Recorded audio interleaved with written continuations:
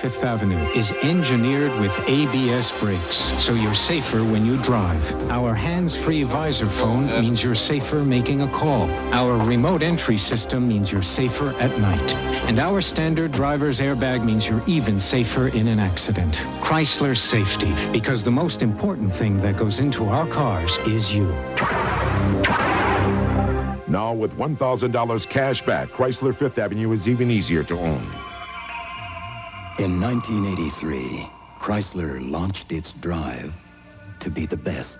To lead the industry in product quality. Front-wheel drive technology. More powerful, fuel-efficient engines. Longer warranties. Events that have changed the very shape of driving.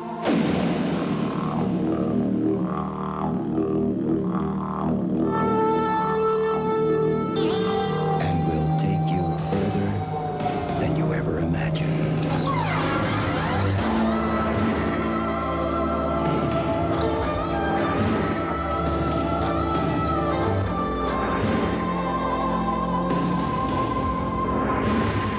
Chrysler. Changing the landscape.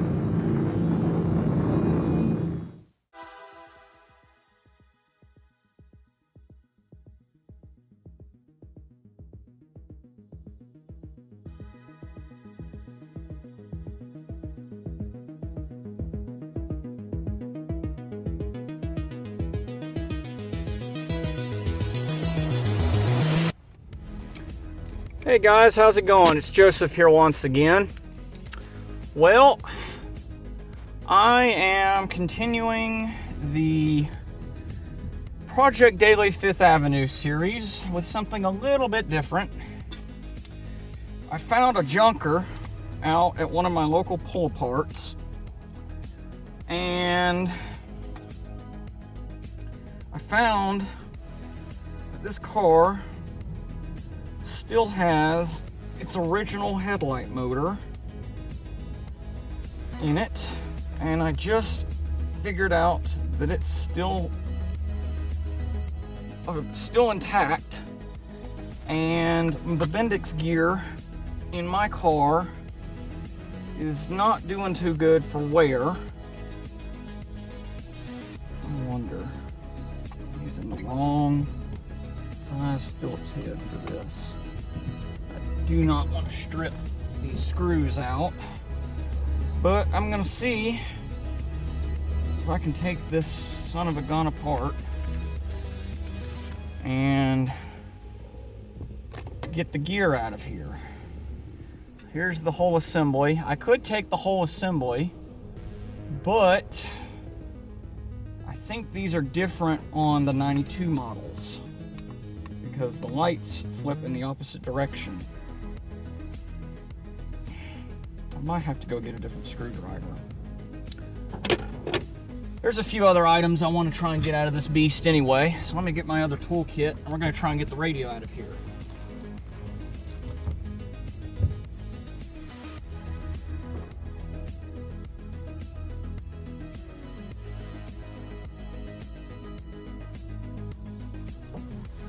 The last person that was here was not after the Bendix gear assembly in this car.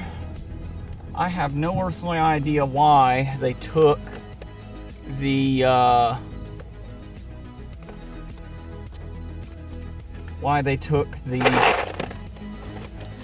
grill apart on this car. That is beyond me. That is absolutely beyond me. I have no other idea why they would have taken that apart other than that they did. So this is a 92 New Yorker Salon that we're disassembling today. And I need to find a socket that will fit this bolt. That's too small.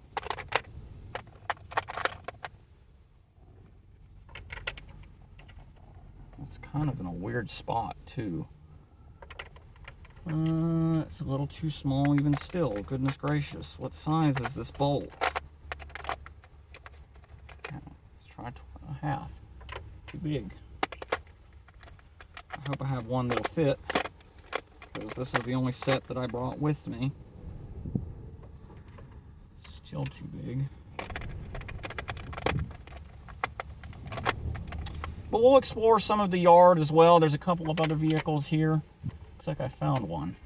It's gonna be either a 3/8 or the one right below it. So let's see here. Push that up and out of the way if I can. It's kind of dumb, and tried taking that out and didn't manage to complete the task yesterday when I was here. It's going to really drive me up the wall, I'm afraid. Let's see here.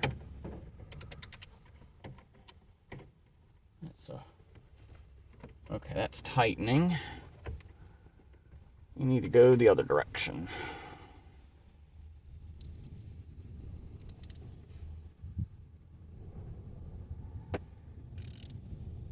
Okay.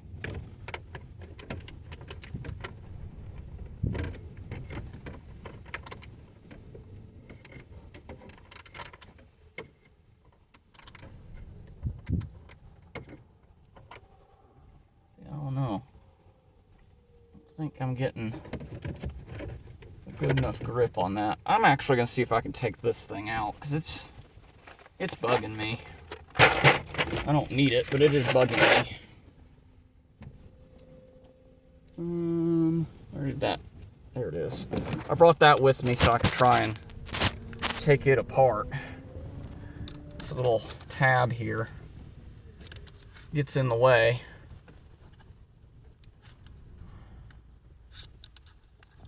Ow, it's sharp.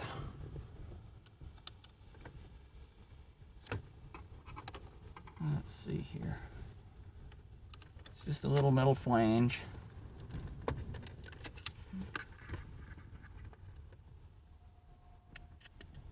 If I had some screws, I'd push this back up into the dash and keep it out of the way, but I don't think I'm going to be able to do that. I don't have my screws with me that I took out of this thing. Wasn't thinking ahead yesterday. I wasn't thinking I could come back and get this radio. It's a big bummer. Let's see, can I get down in here and get this one? Is it even the right size bolt?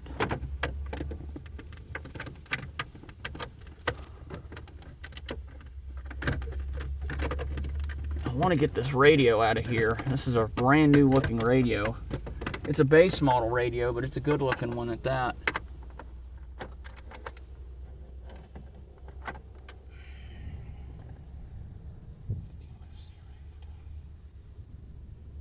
I think I got a good bite on it earlier. I can get a good bite on it again. Yep, I got a good bite on it.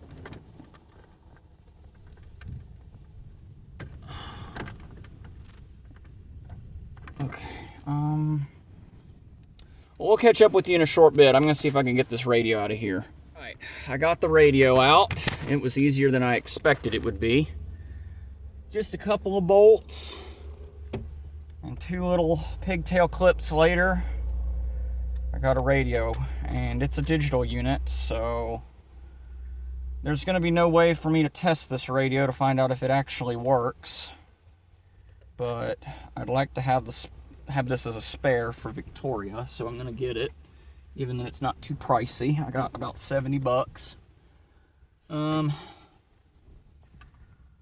gonna see if I can take this apart now. I don't know if I can or not.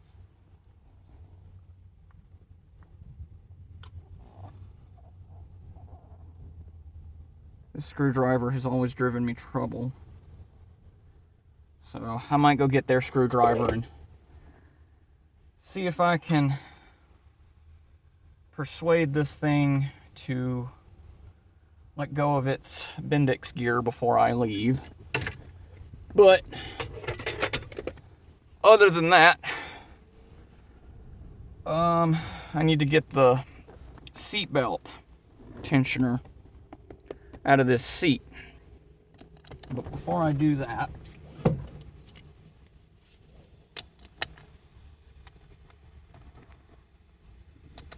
yep. So which one is for the middle part of the car? I think that is the middle one. Because the ones for the passenger seats are the plastic ones.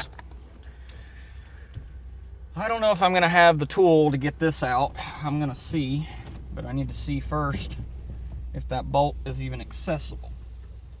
Back.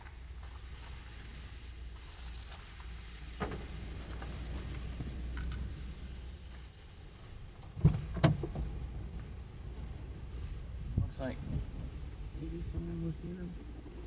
I don't know. That is a super, super big bolt. I don't know if I'm going to have something that I'm going to be able to use to turn that one. I may have to come back for that.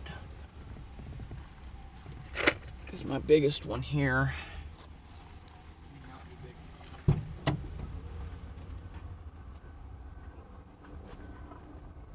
don't even know. That is, yeah, it's not big enough. Oh, shoot. I did not bring a wrench set with me. I think that one's gonna have to wait. All right.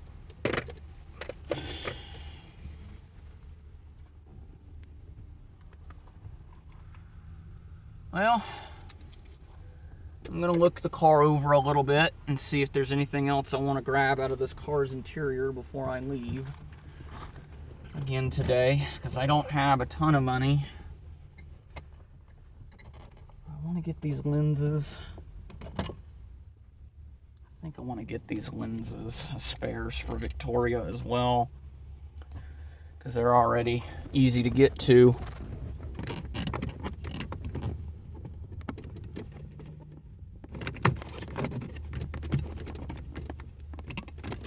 At least that one was.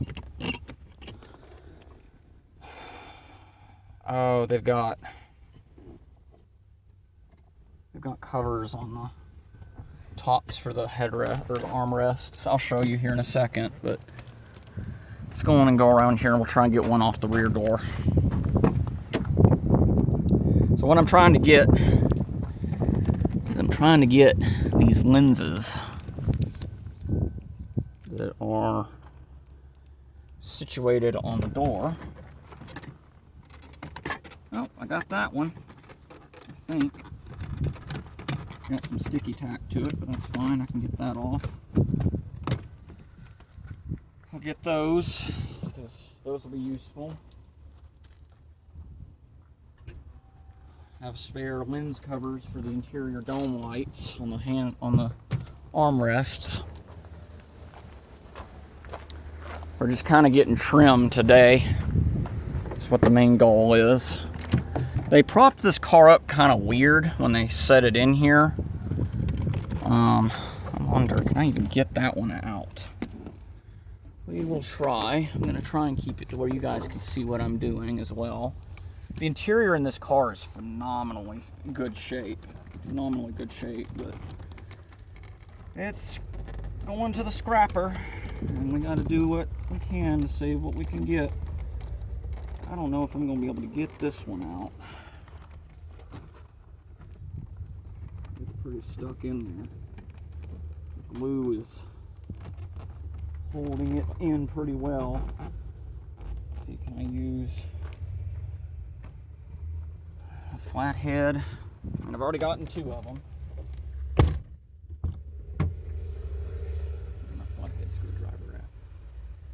Put it down in my pocket. Okay.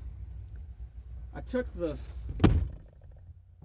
took the driver's side door card apart because I was after the seat control. It was in the driver's side because this has an automatic seat adjustment, but come to find out it was still wired, so I couldn't get that. It's got bulbs. They don't look like they were pretty recently changed too. Now this one's going to be the fun one because I'm going to have to hold the door open. I have to hold the door open when I do this. But I think I figured out how to get these guys out of here with as little trouble as possible. Now, I'm seeing this as a concern for my car if I ever have to change the bulbs, because that is tearing like a son of a gun right there. But with this being a junker, I'm not as worried about it. Man, that is just stuck on there. That adhesive is just stuck to that thing.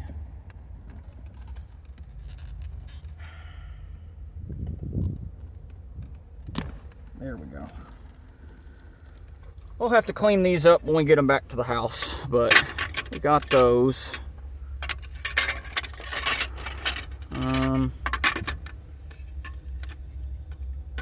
Those are all useful for my car. So I got that. I'm gonna have to come back for my tools.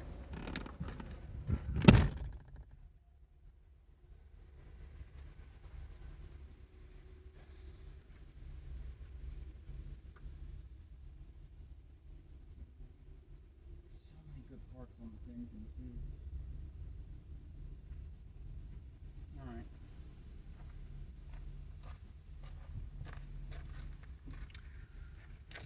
Okay guys, well, let's go take a walk around, see what else we can find. I'll show you some of the other cars that are here that are in the same classification as this vehicle.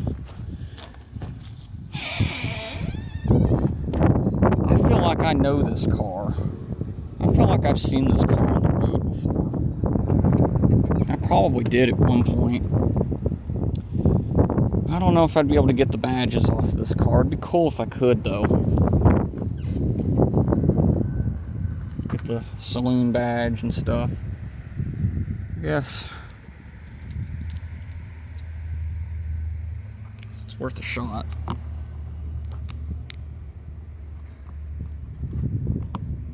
At least one of them.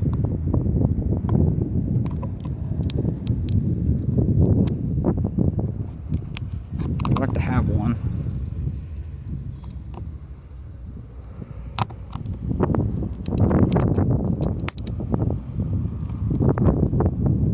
Heard one of the tabs break.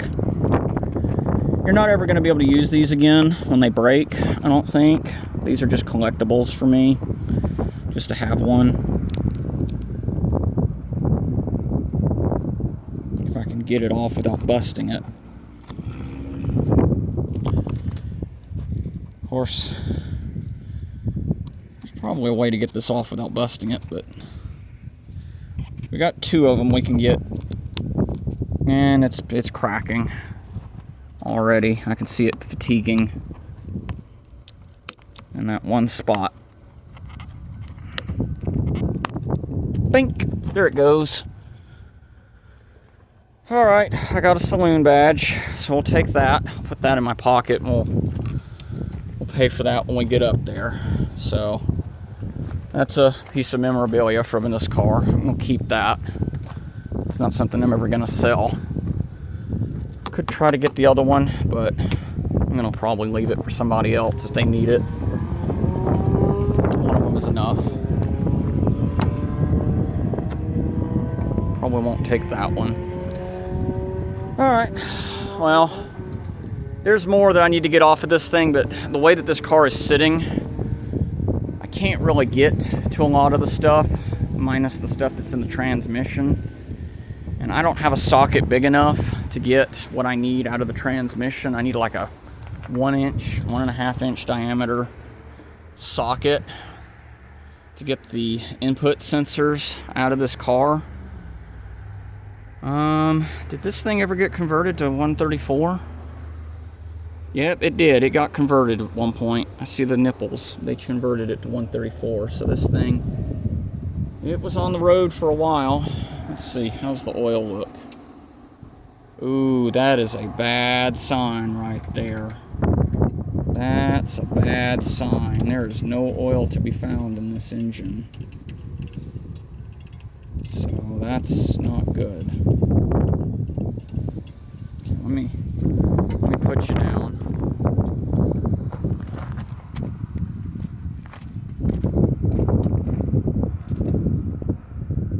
There's no oil at all in this engine. What the heck happened?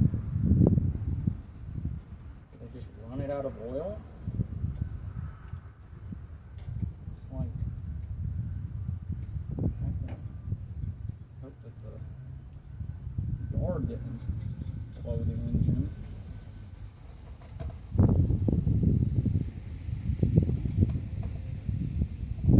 This thing was maintained when it was driving.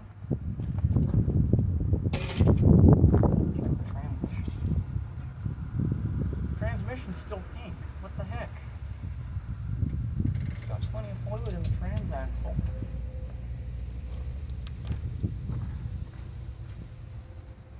Why are both terminals painted red?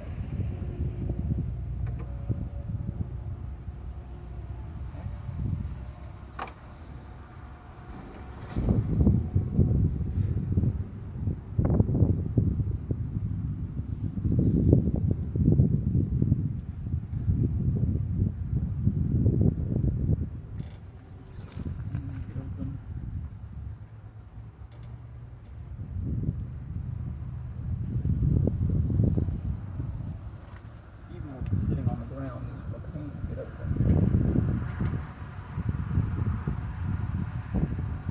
I like to get inside this. So what I'm trying to get into right now is the fuse relay. I want to see how different of a layout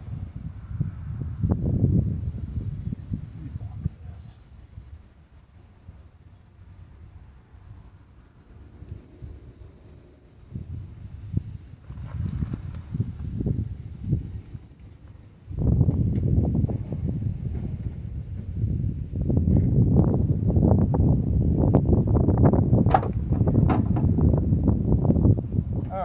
Here's a diagram for the 92s, and it looks scarily similar. This thing is not an ABS equipped car, which is good. Starter relay, fuel pump relay, fan relay.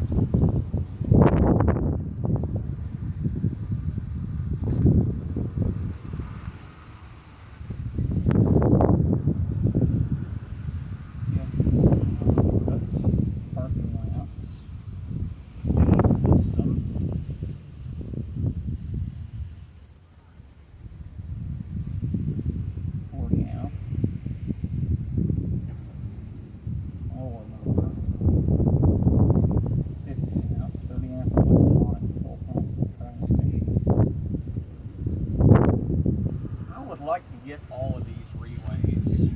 I don't get anything else today. I would like to get all of these relays. Go over there to my shop that I got my buddy parked up here. My mechanic's got. I would like to just change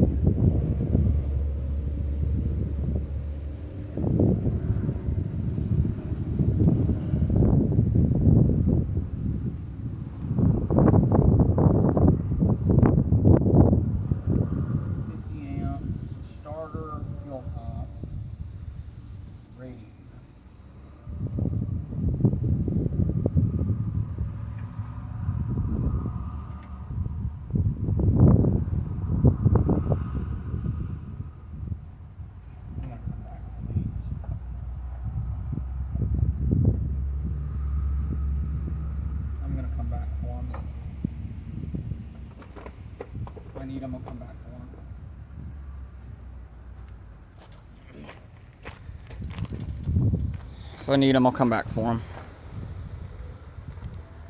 But the biggest thing right now, for me, is getting that bad boy off this engine. Getting that fuel rail. That's the biggest thing. Getting that fuel rail off this car. Alright. Let's walk around and I'll show you what else we got out here real quick. This is a EGA 3.0 liter V6 powered.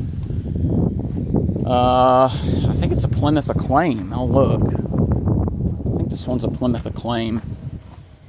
Nope, this is a Dodge Spirit. Okay, this was a Dodge Spirit. Yeah, this was a Dodge. So it had a 41 TE in it. Pretty bare bones car though. Manual locks, manual window. Oh no, power locks, manual windows. Does this one have? Yeah, it's got one of the Chrysler radios. I'm gonna probably march up there and find out what they would charge for these radios. Oh. Holy crap. This thing only had 58,000 miles on it. What the heck is this thing doing here? I'm gonna have to find out what's wrong with this thing.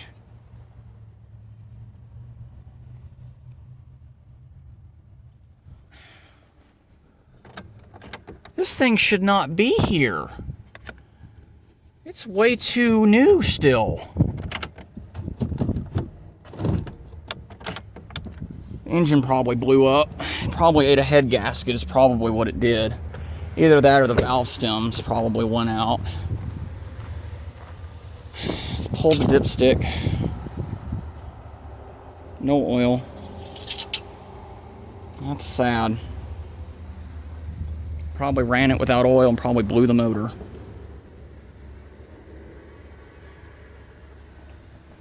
Man, this thing was just parked and sat for a long time. And then put up for sale as a scrapper. Dang.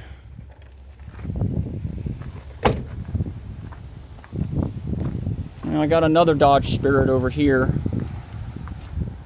This one's got the 2.5 liter 4-cylinder. It's been stripped of parts. It died at 147,000 miles. Yeah, it's got a 31 TE in it, 3-speed.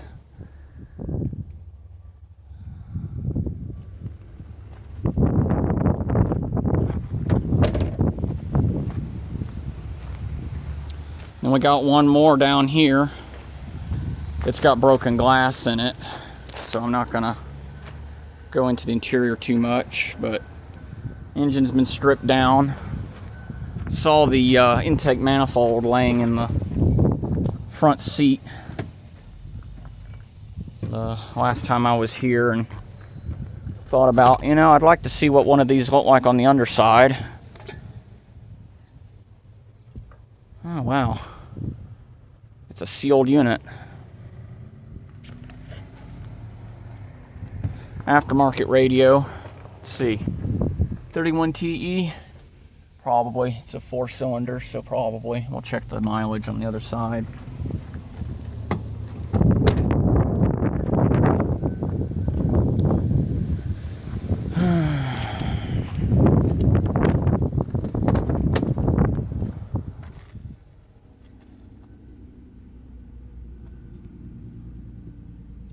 $140,000 miles, which is really young for a lot of these cars, but the 3-liter V6s were just junk on these, unfortunately. That's what killed a lot of them. I got one more to show you, but it's a bit of ways from the New Yorker, so let me walk over there and I'll show it to you. So here's the last of the AA cars that are here. This is a Plymouth Acclaim. Or Plymouth Breeze, 95 Plymouth Breeze. That's a good hubcap cover.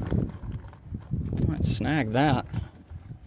This one died at 158,000 miles. Same engine, 2.5, 4-cylinder, 3-speed, automatic. I think they got the designation wrong. It's a Breeze. I really want to see how much they're going to charge for that radio, because if the radios are not that expensive and I can get a good deal on them, I'm probably going to get the other radios out of these cars too, because they are hard to come by these days. So I'm going to march up there and I'm going to find out what they charge for a radio. I'm going to carry the one that I got out of the New Yorker up there, and I will be backing around the yard a little bit since I've got some time and kind of spent the money that I can out here today. This is an old Thunderbird Turbo Coupe from the 80s. This is probably an 85. It is, it's an 85. Right there, right on the dot. Whew. Okay. Not much left of this old girl. She's been stripped down to bare bones. Let's see. 124,960 miles on this old thing. Wow. Somebody tried getting the Thunderbird logo off the back and that didn't work out too good. It's a lot harder to get the ones off of the bodies because they just are adhered to the framework. It's not really all that easy of a thing to do. This car has the same style hubcap covers that my cousin's 86 Thunderbird 3.8 liter coupe had. Hers was an 86. It was her first car. I've not seen one of these things in a long while. Found this sorely broken up Cadillac DeVille. Thought I'd look at the GM line real quick. Looks like that door is either locked or seized up. 4.5. What is in this thing? Yeah, 4.5 liter. I was right. It's a 90. It's a 4.5. It was in an accident. Such a shame. Yep, just a regular DeVille. What was its death mileage? 175,000 miles. This was once a really cool car. Solid metal. Back when they used to build Fisher body cars. Yep. 4.5 liter port fuel injection. Yep. It was broadside hit on the front quarter. That was the end of that. Speaking of rare, holy crap. This is an 85 Chevrolet Celebrity.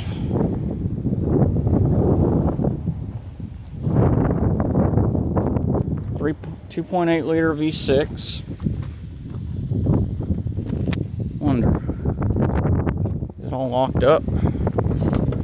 Yeah, it's all locked up. Oh well. Guess they're not ready to have people pull parts from it yet. Wow. Wow. 2.8 liter V6 Chevrolet Celebrity. Hey guys, well, they're about to close and I need to get my tools back to the car that I brought over here and check out with the last couple of things that I can get today. And I'm going to see about coming back over here with my dad and seeing if we can get the fuel rail out of this car at some point this weekend.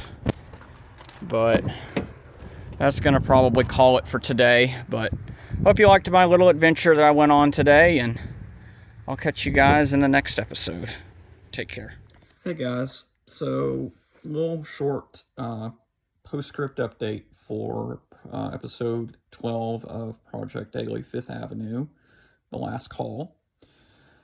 Well, the video that you just watched was filmed about a week ago out at my local U-Pull-It, and I got a lot of really good parts and pieces off of that 1992 Chrysler New Yorker Salon that was unfortunately junked at around 168,000 miles. We don't know exactly what ultimately led to its demise, but me and my buddy Michael, who helped me get the fuel injection rail off of the vehicle, said that it looks like it had some mechanical issues with the engine as we were taking it apart, because they had slapped a lot of new pieces on the engine to try and get it running, and I guess they got tired of fiddling with it, and they ultimately scrapped it. But I did indeed get that fuel rail off of that 3.3 liter V6. I wasn't able to film the process of taking it apart, but in post tense, I might as well go on ahead and describe to you, to the best of my knowledge and ability, of what we did to get that thing off.